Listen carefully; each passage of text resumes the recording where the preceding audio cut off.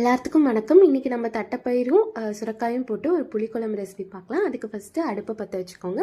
அதில் ஒரு பாத்திரத்தை வச்சு பாத்திரம் நல்லா சூடானதுக்கப்புறமா எண்ணெய் விட்டுக்கோங்க. எண்ணெய் வந்து சூடானதுக்கப்புறம் அதில் கொஞ்சமாக வெந்தயம் சேர்த்துக்கோங்க. வெந்தயம் வந்து நல்லா கலர் சேஞ்ச் ஆனதுக்கப்புறம் அதில் வந்து கடுகு சேர்த்துக்கோங்க. கடுகு நல்லா பொரிஞ்சு வந்ததுக்கப்புறம் வெங்காயம் சேர்த்து வதக்கிக்கோங்க. அதுக்கப்புறம் நான் ஒரு பெரிய சைஸ் தக்காளி எடுத்து கட் பண்ணி சேர்த்துருக்கேன். அதோடையே கொஞ்சமாக உப்பு, மஞ்சத்தூள், குழம்பு மிளகாய்த்தூள் சேர்த்து வதக்கிக்கிட்டேன். இது வந்து நல்லா வெந்து வந்ததுக்கப்புறமா வந்து நம்ம கட் பண்ணி வச்சுருக்க சுரக்காயும் சேர்த்து வதக்கிக்கிட்டேன். அதுலேயே வந்து கொஞ்சமாக தண்ணி விட்டு க்ளோஸ் பண்ணி வேக விட்டுருங்க. அதுக்கப்புறம் நான் வந்து தனியாக குக்கரில் வந்து தட்டைப்பயிரை வேக வச்சு எடுத்துருக்கேன். அதையும் வந்து இதோடையே சேர்த்து நான் வந்து வேக விட்டுட்டேன்.